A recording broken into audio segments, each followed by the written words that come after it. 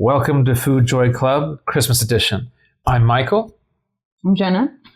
And we are going to dig into some classic holiday foods and beverages. I know it's not all encompassing, but we sort of figured let's look at stuff that a lot of people would probably have on their table during the holidays, some different drinks, some of which are more popular, some of which are more controversial. All of the beverages actually are homemade, with the case of the I think it's the hot buttered rum and the mulled wine. I followed some sort of New York Times cooking recipes just so people could follow along if they want.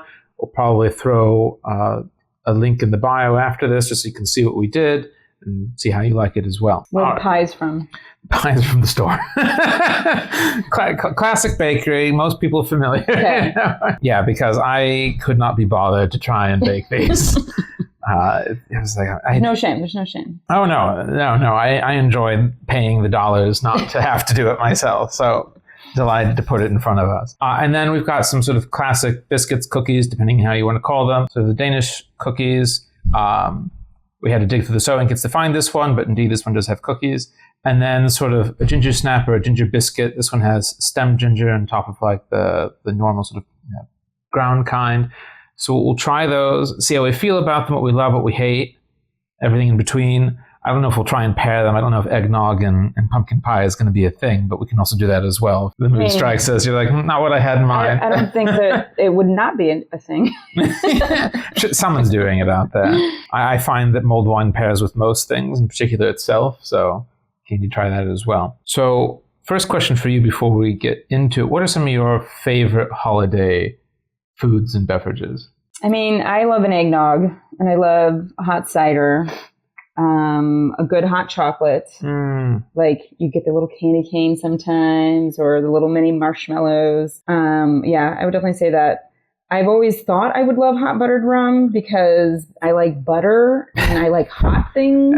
But then I think the first time I actually had it, I was just like, oh, this is just melted butter. Yeah. I mean, it's not the worst thing. So I've actually never had this. So when you suggest it's like cool, something I've never tried before, I obviously never made. So I was like, let's give it a go. So if it's terrible, well, you know who to. It's not terrible. It was just one of those things where I think the name always sounded so much more appealing. Well, it sounds great. Then, I mean, why don't we start with that then? You like hot, you like butter, you like rum, you're like, I mean, this should work. All right.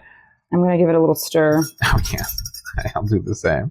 I can see the butter has migrated towards the top. All right, here.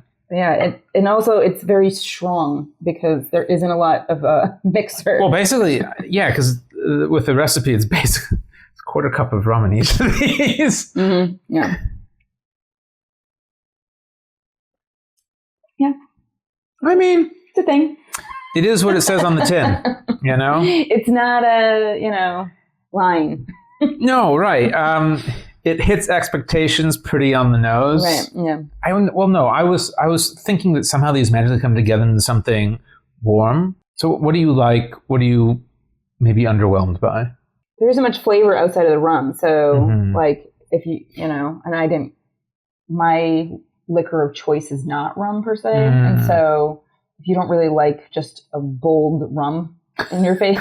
Rum forward. It's very rum forward with like you don't have to use chapstick afterwards. Oh, the butter helps with that. Yeah, exactly. Nice glossy finish. But yeah, it's kind of just, it's okay. Yeah. It doesn't have a lot of like different nuance where this because you can have like the cloves and like the nutmeg and then the citrus on top of like a good wine.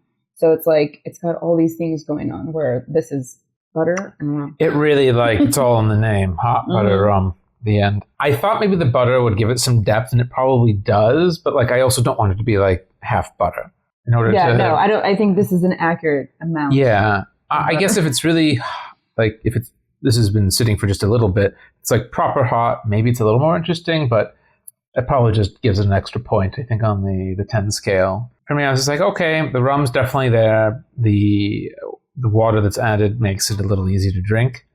And the butter. And then there's the brown sugar, which obviously sweetens it a little bit. Yeah, but there's not a ton, so it's not overpowering. This is the sort of thing where I'm not angry, but I'm not going for more. Finishing the cup. Not even, like, the classic thing I like to quote Prue from the Great British Bake Off. It's like, it's not worth the calories. And that's one of the most damning things you can say, I think, about any sort of food, particularly if it's a little richer and all that. That's the only time I use that phrase is when it comes to baked goods. Yeah, like, that's appropriate. Yeah, like, because it's like, I'm very particular about my donuts. Like, I like donuts, but I'm very particular. So if it's just like a Dunkin' donut, I'm like, I'd rather just not. So it's funny. Like, as much as I enjoy food generally, donuts is one of those things that I just never got into. And candy. Like, which I'm figuring just as well. I've got enough issues, like in terms of things I enjoy that are high calorie and all that sort of thing. But the only exception is like a cider donut. There's something about that. I was like, yes, I will get a dozen and I will be eating these. Donuts. You're welcome, maybe. Cake donuts are so much better than like a rise donut because you have to have like the yeast, like donuts that rise or whatever, immediately. Otherwise, it's just not good. Yeah, like fresh off the press. Like, right. Cake donuts you can have even the next day or something like that. Yeah. It will still be. Whereas like, what is it? The traditional donut you get from like Dunkin's or Krispy Kreme. Yeah. Yeah, they're fine. But like for me, it's absolutely just like, this is 300 calories I just didn't need. Yeah. I don't want to hate on people who really enjoy them. Like, great, more donuts for you, I guess, less competition. I recently had Daily Provisions, the crullers, the French crullers. And that's a it's a chain. Right. There's one in Astoria, I know, but I know there's a few there's in the city.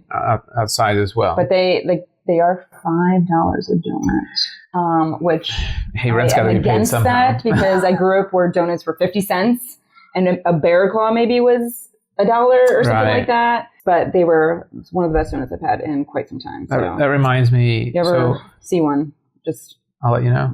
Just pay that $5. I'll probably keep walking, honestly. I was just like, I've got a lot of other things I'll pay $5 for sure. 50 cents you were mentioning reminds me when I was in primary school. And I think every Friday they would have these bagels. You had either salted or plain, right? And you'd come in and you get it for 25 cents a piece. And I thought that was the best thing ever. And now I'm just like, I stare at a bagel and they're like, that'll be $2.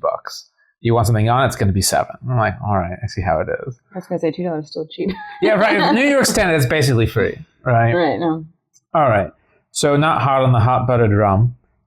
What do we want to do next? Do you want to swap into a solid? I mean, we can try all the drinks and then we can pair them. Okay.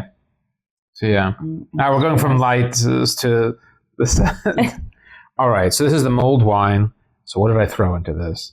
Sort of like a medium-bodied red. I don't even remember the type of grape. But it has cinnamon, it has cloves, it has green cardamom. Also it has orange peel and brown sugar.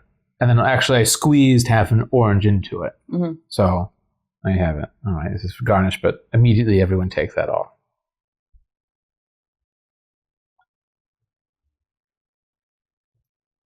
I think it's a heavy wine for mulled wine. Yeah? Because I can taste the wine part of it. Where if you did like a fruity wine that you probably wouldn't eat with a dinner, then like it would like absorb all those fun baking spices and juice. Because I feel like this was like this wine probably would have gone well with like red meat. Really? I could be totally wrong. I'm tasting the spices, but they're not like pungent. And this is my issue with a lot of recipes is they're like, oh, throw this in. And it sounds like a lot. You need to double it. Yeah. I always, whenever like I bake stuff, I'm like a teaspoon of cinnamon. Like it's going to be like a tablespoon. Right. You're like, am I a joke to you? It's like not happening. Yeah. Yeah. So this called for only 3, what do you call it? Like pods of cardamom. I was like, man, this should be probably at least 6. Cardamom can be like, it can overpower. Yeah. Cardamom can be tricky, but I do love green cardamom. Right. But like, yeah. Did you do cinnamon sticks or cinnamon powder? Sticks. Yeah.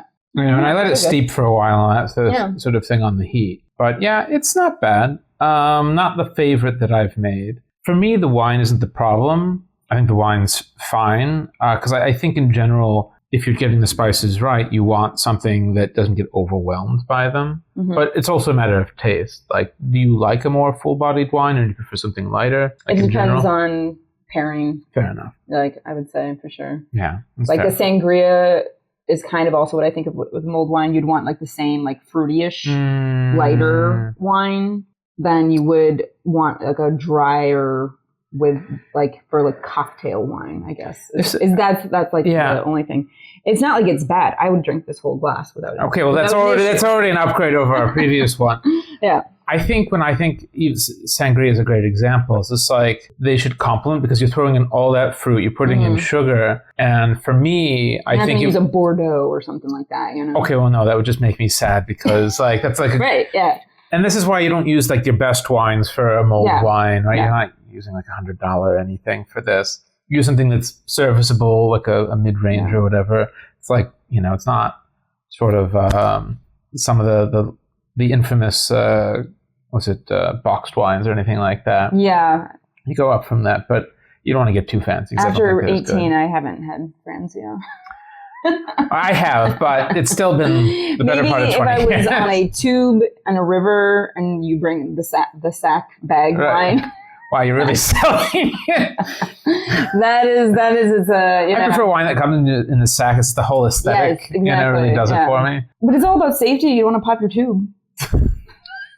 There you go. Glad you're looking out for that. Because when I'm whitewater rafting on a tube, first thing I'm thinking about is safety. This isn't whitewater rafting. Oh, okay. This is you're getting drunk on a lazy river on a tube. If you've never done this, then you need to look into it. I have not. It is quite I've had alcohol on the boat. No, but that's about it. You spend a whole afternoon on a tube, and you get another tube just to put your cooler of drinks in. Okay. And then you just kind of float down. So you sort of like reel it in. It's like on a little rope, and you reel it in if you're thirsty. Yeah, yep, that's kind of fun. Your butt just is in the water the whole time, pretty much, and your friends are all like next to you and stuff. That sounds fun. It's a fun time. Yeah. All right. That's when you need bagged wine. So now we've got the use case for bagged wine, really. Though I've had people telling me, Michael, you actually need to check out some of these new brands that are coming out with very decent wine. I've had some okay canned wine. Which I would have been like... I think half of France just felt a pain and they don't know why. No, there have been French wineries do it now as well. So they're, the youth of today. There's a French comedian, I don't remember his name, but I saw on Instagram where he's got this whole little poem that he will start on the stage about basically canned wine and how he feels about it. It's quite, and he's French, so it's entertaining. That we're actually fine with some wine in a can. Yeah. I feel like the French talking about wine anytime is going to... It's going to make you feel a certain sort of way one way or another. They definitely have strong views. They have thoughts. I feel like this makes me want to have the pecan pie. Shall we just naturally go into that? Because it's like, it kind of makes me salivate a little bit. Yeah, well, because you got some acidity. It's not really tart, but like relative to this, it's going to be. So let's go right into it. All right. Nice and gelatinous. That's that, corn syrup for you. Mm-hmm. It's part of the food pyramid. In the U.S., it certainly is. I was talking earlier. I saw some really old recipes from before corn syrup became the standard for this. It's just like goopy or whatever. And it was almost like a custard. And I was like, well, that looks lovely. Mm-hmm. I love pecans, and I want to love pecan pie. But each time, I kind of like that, but I also have regrets. It's also the ratio. I've made a pecan pumpkin pie. So you literally just do the praline, pecan praline on top of a pumpkin pie, and you get rid of this lovely... This goop. It's like the best of both worlds then, because the best part of a pecan pie is the pecan praline in my mind. Yeah, because if you take off the pecans here, this is not a pie I want to eat. It's just really sweet and I don't know how to describe the texture. Gloopy isn't right, but it's just like it's like a semi-gelatinous thing. Like if you didn't just... It's like a kind of a pudding. I'll just go with the chocolate pudding, honestly. Well, yeah. Mousse. But I'm saying I would say it's like a pudding texture. I could, like this amount I could eat. That size, you mean? Yeah. This was a small piece. Yeah, kind of somewhat on purpose. I was just like, I don't know. No, I'm just saying, like you would. It's not a freedom-sized piece. Yeah. It's just, I would need bigger plates. And we don't have any Cool Whip. No, it's okay. I realized, and I knew I was going to call out for this. I was like, I could even make this at home because it's very easy to make. It's like, but you just got to get the tub. There's also been quite the debate in my office versus can versus tub Cool Whip. You mean like the aerosol? When you say like the one that's good for the environment. No, relatively speaking, yeah, it's only a plastic tub. The other thing, all sorts of fun things going on. Mm-hmm. Yeah. Okay, the fact that you went back for the mulled wine, no, I really do like the mulled wine. It's not bad. Yeah, I think we're definitely like buttered. The hot butter rum, yeah. Like, yeah. I went back a few times because I'm also very stubborn. If I don't like something, I feel the need to convince myself. All right, and my friends think I'm crazy for this. They're like, you don't have to have it. And I'm like, well, I don't want to give up so soon. It's just watered down rum. Right. Honestly. Yeah. And if you don't water it down, then you're just drunk. Yeah, well, then you're just drunk. Like I said, there's a quarter cup of rum in each of these cups. Right. So like you don't even need that. It's just going to be that way. And a hot toddy was also kind of similar because to me, I'm like, that's like whiskey and lemon. What's in a hot toddy? I think it's just like hot whiskey and lemon. I could be wrong, but I was like... Is there tea involved? Or am I making... I'm probably making that up. I don't know. Because I was thinking it was like a British thing. I'm like, I feel like tea needs to be here. I'm probably totally off. I'm sure the internet will inform me. I could see like an Earl Grey actually working well in that scenario. If you have like the lemon and then you just add whiskey. I feel like because whiskey is its strong personality, you need tea with some as well. Right. I could see that like working. I don't know. Maybe I'll experiment. A barista, or not a barista, a mixologist friend. A barista? I don't know. To do it. Okay. I actually was saving this on purpose. Oh, I see. Okay. Because these are more of my favorites, and I think that they naturally go well together. Okay. Even though I kind of want to finish that because I'm not going to want to probably go back from eggnog to wine. Because they're like opposite ends of the spectrum, aside of But I'm also, this is supposed to be for tasting, so I have to remind myself that too. It's fine. Each sip is a taste. I don't finish everything. As long as you're not. Does this eggnog have alcohol in it? Yes. Oh. It has rye whiskey. Okay, so I never drink my eggnog or it's always straight eggnog. I never spike it. I thought the standard was to have alcohol in it. Oh, I don't know. And the other was so they could sell it in supermarkets. See, but then I only do this at Christmas time, is I put eggnog in my coffee. So I start my day with eggnog. Wow. Okay with that. But when it comes to like evening time, I'm going to go for like the mulled wine or a spiked cider, like a hot cider with whiskey. But eggnog, like, I don't know. So what I also found is, because eggnog is basically just like, it's a lot of fat and a lot of sugar, the alcohol, to the degree possible, brings a little bit of balance, or at least cuts some of the fat a little bit. But that's the best part.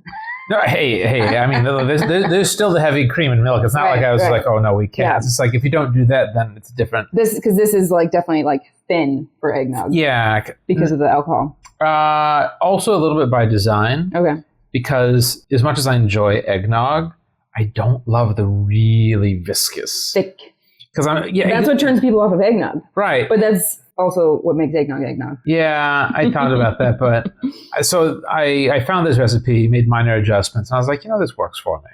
But I know there's some people like, no, I want it to have like a similar consistency as lead. Otherwise, it's not real. Glue. Yeah, exactly. It's going to become glue. It's definitely going to stick with you. Another, like, I like the smell of it. No, it's a perfect, that smells exactly like eggnog. Like, you can smell the egg and the nog all together. What part is the nog? I don't know. But I know what part the egg is because I had to separate all those things. Biggest pain, like making egg. It doesn't smell like alcohol, at least. There's a decent amount in there. I know, but I'm just saying, like, it really smells like eggnog and not, alcohol. It's not the strongest I've made. Like whiskey, like alcohol-wise? Yeah. Oh, okay. But it's in there. It also might have all sunk to the bottom. It's also like fine as well. Yeah. All right, now do the pumpkin pie thing. Pumpkin pie is never my top, but I almost never dislike a pumpkin pie. I'm very particular about pumpkin pie. Okay. I've learned. I feel like it's old reliable. And if you screw up a pumpkin pie, that says more about baking skills and all that sort of stuff, because it's pretty straightforward. But somehow people mess it up. This is very runny in my mind of pumpkin pie. Is it? Like it's like a thinner one where I like it when it's like a custardy, like flan texture almost. Oh, like more bouncy? Mm-hmm. For me, it's standard-ish. Yeah. I've seen some that are a little softer, or This is where they use a teaspoon of cinnamon and not a tablespoon. yeah. I want that cinnamon, nutmeg, ginger. There's not a ton of spice. Right. And that's like the They best. definitely didn't skimp on the sugar, though. Oh, for sure. You can definitely taste that. And the pumpkin's there. I don't know. It's like... There is pumpkin puree and there is sugar. Yeah. That is a fact. Mm-hmm. But yeah. I give it a B. It's a solid B, pumpkin pie. It's not like the worst, but it's just kind of there. B-. I don't know. Yeah. I'm like... Yeah. I eat it. I'm not unhappy. I'm not thrilled. This would have really, if you had the Cool Whip, then it would be like, okay. Now it's like got elevated a little bit. But then that would have also blanded it out where, like I want to see those like flecks of spices in it. This needs more spices going on. Yeah, I could have used some sort of like whipped cream, some variety. Yeah, it's just like stock standard, and I think this, store bought, you often get that. Is it like you're looking for something, no one's going to love it, but no one's going to be offended. Yeah. I have a lot of friends that are like all about Costco pies.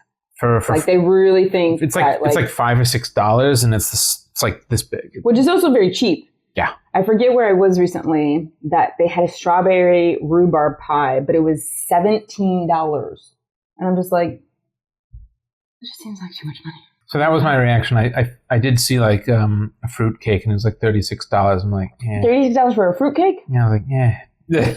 I mean, there's probably about 10 pounds worth of stuff in it, I guess. But still. Yeah, because I'm going to say like a few weeks ago or maybe a month ago, I made a fruit cake. It was from one of the Great British Bake Off cookbooks. Okay. It was called Sri Lankan.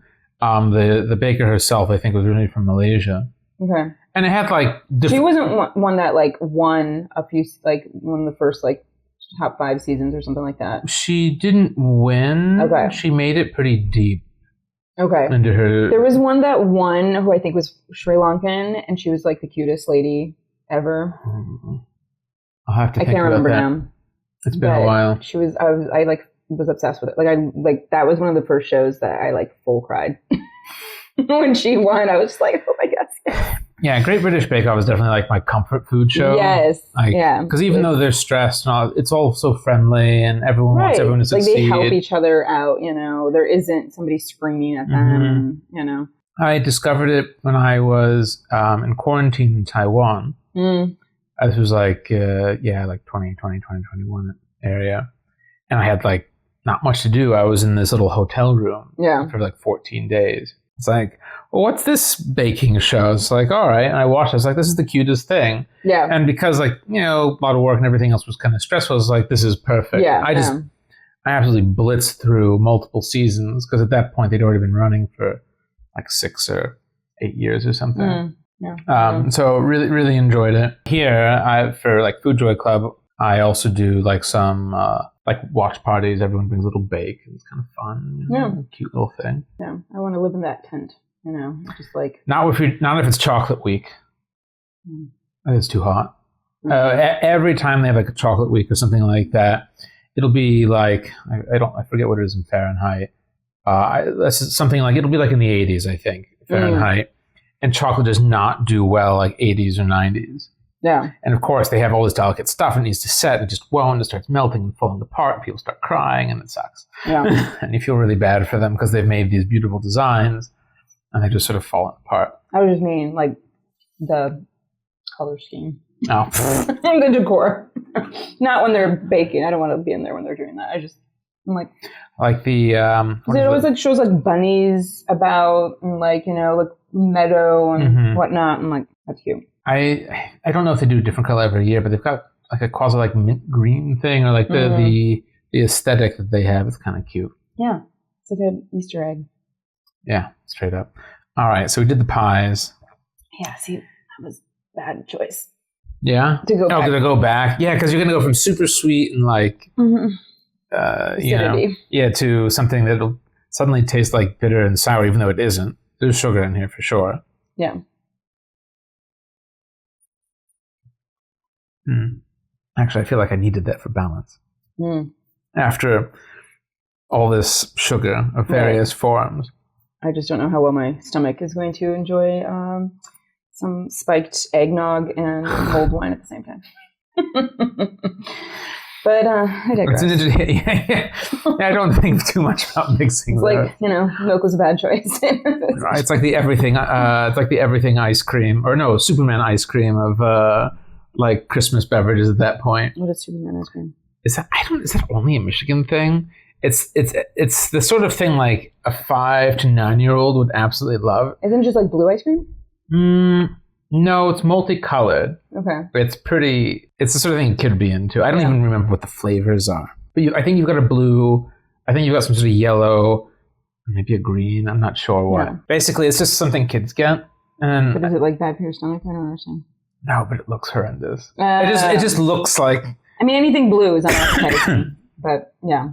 Yeah, it's just like this garish, like, color combo or whatever. Yeah. I mean, there's bubblegum ice cream that, so like, at least I know. It's just like blue. Yeah, it reminds me like, have you read Faygo? It's out of Detroit, so I don't know. Yeah. But you may have, it's in the Midwest. I mean, they have things just like, I think it's just like red or red pop or whatever. Yeah.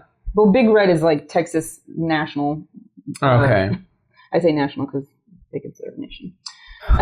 But yeah, like everybody drinks Big Red and the flavor is red. Yeah, right. You've got that sort of stuff. You're like, I don't know what that, but you taste it like, yeah, no, this tracks. I feel like that's the correct color to apply to this, even though I have no idea what it is. Sure. Okay, let's try these. Just sort of see how we feel. I assume very few people dislike a Danish butter cookie. See, I don't actually like them. Oh, wow. I said, okay. Because they're fine, but it's like, I always like, because also as a kid, I thought the pretzel was salt. Oh, yeah. I mean, the big bits. Giant sugar crystals, but it's not that sweet still. And so I would get very... That's what I love about it. It would make me angry. Like, there's definitely sugar in here, and there's definitely butter.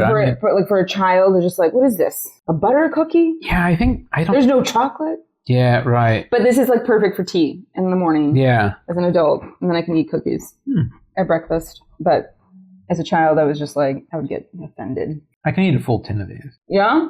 I mean, not now, but like, in general, these are very easy for me to eat. Because they're not super strong flavored. They're sweet, but not... There's not enough flavor. There's almond. They have like a dash of almond, I feel. Maybe. Yeah, I don't even know what's in them. But to me, it's just like, they're a vessel for something else, and I don't know what the else is. It's like saying like a chip is a vehicle for, guacamole or something. I need more chips because I need to finish the guacamole. Right. With this, I'm like, what do I need to finish? I don't know. Yeah, I don't know. Does it pair well with either of these? I don't think so. I'll find out. I would think like tea would be like the only thing. You don't need more sugar and starch, I feel like, with eggnog. That didn't work. Yeah. If somebody really liked hot butter rum, maybe the hot butter rum would work. I should have just dunked it in there. Right, exactly. Yeah, just added more butter to the butter cookie. We're going to see. So, no. Actually, I don't hate it. The rum's kind of nice. Yeah, because it puts rum flavor on the cookie. Exactly. I actually recommend trying it. You let me know how you feel. All right, let's try the circle shape. I also always wanted them to be different flavors because they're different shapes. I feel like these two are. Because I was like, which one do I choose? I don't know. And I was like, they all taste the same. I guess I was a opinionated child. I feel like these are different, but I could be making that up. See? I don't know. Yeah. Made them slightly more exciting. There you go. Drunk cookie. There we go. That's not terrible. But then you've still got all this leftover hot butter rum that you have to do something with. Then there's all this leftover rum that we just... I know, what a tragedy. First world problems for sure. Okay, have you ever had Walkers? Did you see what made you select these? They sounded really gingery. They had stem ginger. I was looking for like a classic ginger snap or something like that. Yeah. I didn't see them. I was like, well, this is going to be gingery, and it's a biscuit, so I'll try it. So I assume Yeah, you're what gonna. is stem ginger versus ginger? What is this? Like, what is that? I think it's actual pieces of ginger. It looked like candied orange or something. Yeah, I know. That you've also got like We wheat. need to ask This is very confusing. the art department what they're going for. All right. Let's see here. I'll take one that has not been completely destroyed. And they're a biscuit, not a ginger snap. Correct. So, like, that is... It's kind of a snap. They're crunchier than expected. And you've got the chew of the stem ginger. I kind of like them. I wonder if the Scottish word for candied ginger is stem ginger. So it tastes like candied ginger. I think that's what it is. Right? I'll have one of these.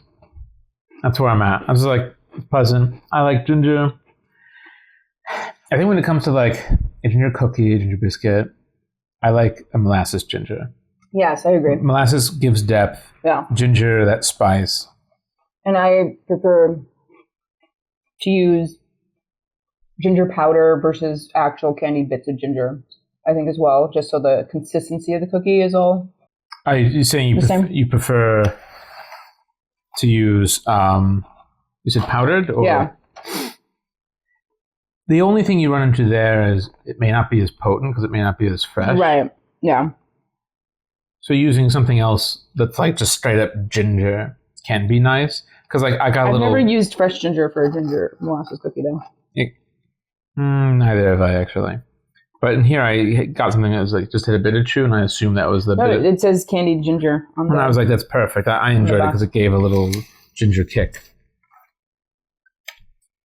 And take a little piece. The other half of my broken piece. This I've is got very gingery, I would say, for the average person, because some people are like, I don't like too much ginger. They think it's too spicy. Too exciting. Yeah. I mean, if you don't like ginger, definitely I don't recommend having these. Well, people like ginger snaps that don't like ginger, though. Ginger snaps not that gingery. Right, yeah. They're more snappy. So, whatever the flavor of snap is. Yeah, exactly.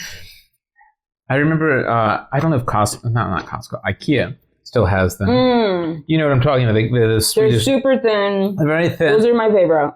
And like they're not particularly gingery, but there's just something very pleasant about eating them. Yeah. I could not tell you the brand. I don't even know if it's an IKEA brand. Any food that is served or sold by IKEA is IKEA brand. Oh, okay. I don't think they have like any other, but I love getting food at IKEA. I got like salmon paste that comes in like a toothpaste container, which is very smart because if you have like paste, like Europeans also put tomato paste instead of in a stupid can. You never need the whole can, so instead put a little lid on it and put it back in your fridge. So when I lived in China, I'd go to Hong Kong, Marks and Spencer's to get. They have actually some nice groceries and that sort of thing. And I use tomato paste for a lot of different things, but exact problem. You open up one of those little cans and then it's, But the salmon paste is like much more fun because you can like put it on things and make it look like toothpaste and like make people like eat it. And they're like, what is this? And I'm just like... enjoying my fishy toothpaste. You're like, wow, you're really selling it. But having the tomato paste like in the tube, I was like, this is brilliant. So I could just chuck it in the fridge and it would last months. Whereas in the can, if I get... Yeah, more people need to buy... less wasteful. Things in paste. In paste form, in tubes. Like all it's food... It's not just for senior citizens. If there's anything folks should take away from today, all foods should come in tubes. Exactly. Like wine, right? Bags and tubes. Yeah. Portable. Moral of the story. Economical. There's another company, I forget what company it is, if it's like French, I want to say, or something. But they also have like the thins, and they have a lemon one, an orange one, and I think just like the original ginger one or something like that. And I can eat like a whole sleeve of those because they're also like, I don't know, 1/8 of an inch, and they're only like that big. And so it just like, it really takes like 5 of them to feel like it's a real cookie. And that to me is like the perfect like breakfast cookie. But you cannot actually dunk it for very long. Wait, what's a breakfast cookie? It goes with tea. Oh, okay. I thought it was like an old day affair. But... Just like certain, so there's like definitely a chunk of chewy ginger. Mm-hmm. Try and enjoy. But yeah, like cookies that I can like condone to have at morning time and not just feel like a degenerate. Understood. All right. So looking at all this, what's our favorite beverage? What's our favorite food? How are you feeling? Man, oh man. I mean, the fact that I can see the order in which, the degree to which you finish each of these feels like I have a sense. I do think that I had more wine poured than eggnog, so it was easier to finish. Ounces wise. Uh-huh.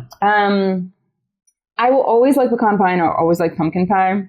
Depending on who makes it and where it comes from, I will finish said pies or not. But I still will always, like, because I'm also trying to think of like what other kind of desserts are being served after Thanksgiving.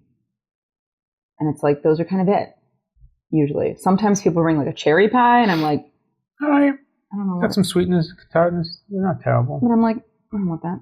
Blueberry pies are the ones I always get most disappointed in. I love blueberries, but then I eat these things. I'm like, blueberry pie. They're like fine. They're fine. Mm-hmm. That's all. They never blow me away. Yeah. So it's like, yeah. I don't know if I've ever had a blueberry pie. Yeah. I like an apple pie, but they also have to be like, I don't know. Apple pie is also one of those things like I can eat this or I cannot, and I'm not going to be upset. If it looks like it came out of a can, I'm going to be a hard pass. Okay, that's going to be a lot of them, I think. It's going to be a hard pass. Because I feel like a lot of particularly store-bought, that's really industrial. See, I normally also never eat store-bought. Which is probably the way to go. Or if somebody shows up to a family like holiday with store-bought pies. It happens. You know who your favorite family member is after that? My least favorite. You have to... Going to bakers, like proper bakeries, is probably the way to go if you're not going to make it yourself. Oh. They're much more likely to do it in a more traditional way. Then I just tell them, like, how about you bring some dinner rolls? I'll make the pie. Oh, that works as well. Yeah, dinner. I like to. And they're like Pillsbury dinner rolls, but honestly, they're fine. No, Hawaiian rolls. Isn't it like more of a yes a bun or? It's like a cheap Parker House roll. Okay, yeah, I've definitely had them. Those were like, I don't know how that became a Thanksgiving tradition, but they're almost brioche, not exactly, but yeah, but they're very sweet. Yeah. And then the next day, you make turkey sandwiches with your Hawaiian roll bun things. Yeah, maybe put a little cranberry sauce on there. Get a little wild. I want to like cranberry sauce, but that's another thing. I really like cranberry sauce, but it's also this is basically like how I make cranberry sauce. I put the juice of an orange, the peel of an orange, cinnamon, clove, nutmeg, and like boil it down. And then but parts of my family, they do cranberry relish. Is that like the thing that comes out of the can? No. Oh, okay. I cannot get behind cranberry relish. It's basically, they put it like in a meat grinder. Raw cranberry. You really know how to sell this. No. Raw cranberry. And then they add orange juice, walnuts, and I don't know what else. But I'm like, it's crunchy. And it's like tart. I mean, cranberries are. Very tart. But I'm like, I don't know. Like, it's like... It's just based on what you told me, it's just like, those ingredients to me in general are fine, but that, combine it's very crunchy and sour tart. Is it more like, is it like that and this also like a gelatinous thing going on? No? Okay, it's not. No, I don't think they really even add, they might, I guess they maybe probably put some sugar on it. Well, I think some fruits naturally have, was it pectin? Which then has the same effect. I don't know if cranberries do. Yeah, I don't actually know what fruits do. I forget. I don't know. I know I've definitely seen it somewhere, but I forget. Yeah, I like making the cranberry sauce where it's like the stewed part of it. I just use less sugar, so it still has that tartness. Okay. So it still cuts through the gravy and the turkey and the mashed potatoes. Well, it's got a balance, because like gravy is like pretty much just fat and like starch or something. Yeah, fundamentally. You literally just take the jus and then you add flour and butter. So fat. Yeah. All the good things. Right, yeah, exactly. All the good things in adorable gravy boat. You need something sour, tart, acidic to kind of cut through some of that. And us Americans, we don't make salads at Thanksgiving. I will say, or vegetables very much. I mean, it's green There's bean usually casserole. a green, yeah, right, but it requires a can of cream of or mushroom like a soup cream of corn, which and I hate. a bag of deep fried onion topping. Oh man. So whatever semblance of a vegetable was once there in green bean casserole, it has now become a gravy gelatinous mess as well. So for me, it's between whatever that cream of corn thing is and green bean casserole in terms of least favorite traditional Thanksgiving dish. I love really to hate a don't green enjoy- bean casserole though. They're pretty good, but it's like I don't really need another sloppy thing on my plate after I have like the turkey, mashed potatoes, and covered those things with gravy. And then I've also it really depends on the stuffing. Yeah. Because if it's dry stuffing, if it's Stouffer's, like or stovetop. So The stovetop, I think, is like the brand. But no, I think Stouffer's. is out of a box then? It's out of a box. Yeah. It's cubed, bread that who knows how long it's been there. But New York Times has put me onto like a stuffing bread pudding. So like you do your, like I get a stout. Does it like become savory or sweet at that point then? Oh, it's totally savory. Okay. But it's just like the way you would make a bread pudding. Oh, So you add egg and broth to it and then bake it. I can get behind that. And so it's like I get my own loaf of sourdough, cut it up. Oh, okay. You're getting dry fancy it. with the sourdough. I think that's... See, I think most people use some sort of white bread. Yeah, but it's because they're making like, I don't know. I know my mom would actually put it in the turkey. Yeah, and see, I don't like that because then it comes out, you can use an ice cream scoop. Yeah, it's kind of... Yeah, that mush. Whatever. Right. I'm doing this a lot because I do not know how to describe these textures, yes. but you know it.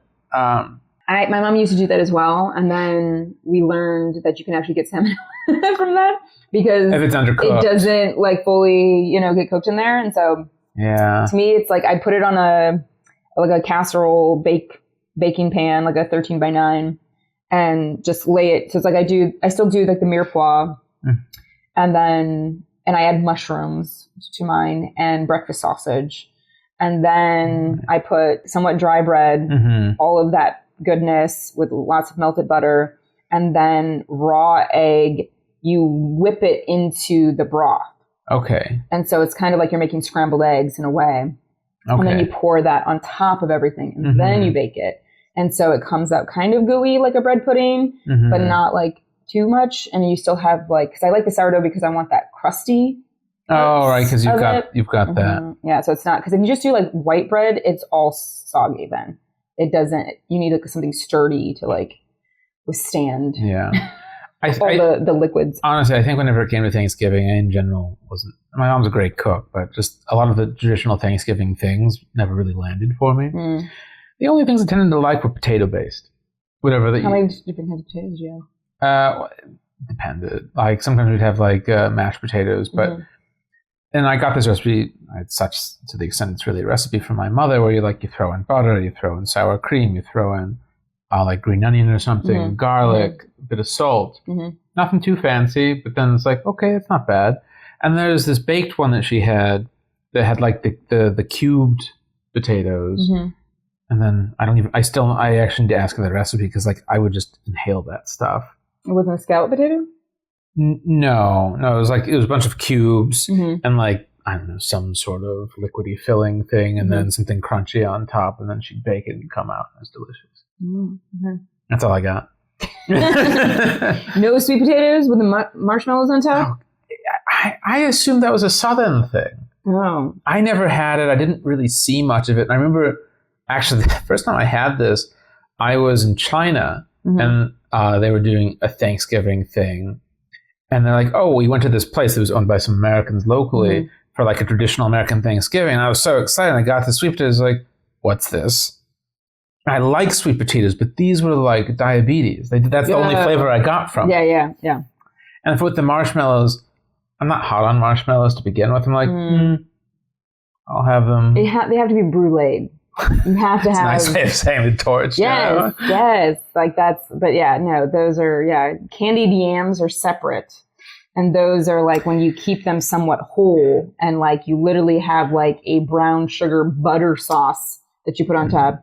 Or you just have the mashed sweet potato with the marshmallow or whatever. So yeah, there were no potatoes at Thanksgiving that were, healthy at any point anymore. I mean, but I love a good mashed potato. I don't like when people get too fancy with it and make it like a paste.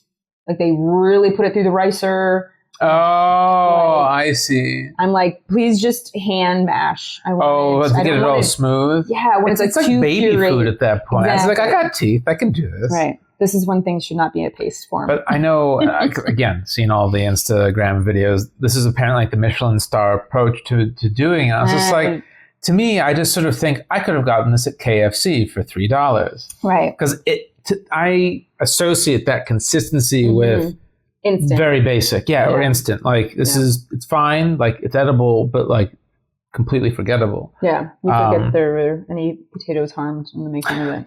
There's not much left of them. Yeah. All right. So conclusion on beverages. What was your favorite? The beverages? Yes. I like them for different things. It depends. Yeah. Like I could have a mulled wine with dinner, and then this would be, like when the slippers are on. Your digestif of sorts. Yeah. But I'm gonna go to bed with a stomachache and be happy about it. But yeah.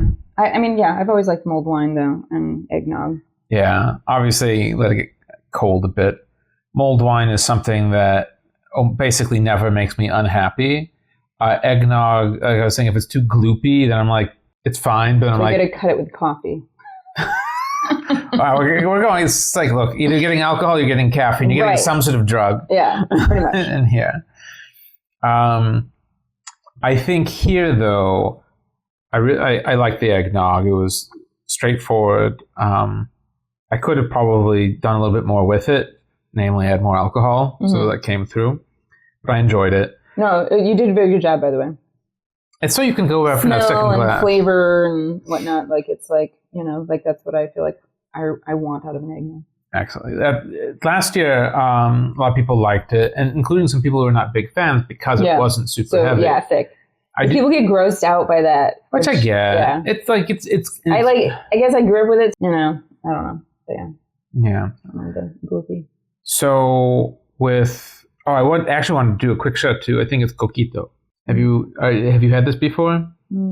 So I'm going to get totally wrong, but I think it comes out of Puerto Rico. But I think basically it's very similar to eggnog in many respects, but there's like a coconut element. It's really nice. For me, it's just like, it's like a cousin to eggnog. They're obviously, they feel related. I was like, I don't know what the original derivations of either of these are, but... Is it coconut, like, cream or coconut milk? That's a great question. I have no idea. Because I could see that being like an alternative. Could be a vegan eggnog. I doubt it's vegan. I'm sure there's dairy involved in some respect, but they have some sort of coconut element. It's really nice. And so it's got you could call it tropical flavor going on. The last 2 Christmases I hosted for Food Joy, we had some folks bring that over, and I was like, I'd never heard of it before. I was like, this is cool. Yeah. And immediately I was like, this is just kind of like a different take on eggnog. I was like, I like it. So I just want to do a little shout out to that. I forgot to look for it. Otherwise I would have thrown it in there just for comparison's sake. Do you think you would be able to find it like pre-made though? I think so. I mean, you can find eggnog pre-made. That's like more, I don't know, like... So like in Astoria, we have a pretty big Latin American community. So I feel like we could probably go to some local grocery stores that sort of focus on food from the region. I'm more thinking like you couldn't go and like it would be hard to find like a pre-made pina colada, I guess is what I'm saying. Where if it's like already like all the components mixed in. I have no idea. I've never looked, to be honest. I assume it's out there. Yeah. I just found out that in New York, you cannot get mixers at a liquor store. They can only serve alcohol-based beverages. That's random. So, like, if you wanted like a simple, like different kinds of syrups, you'd go to a grocery store for those.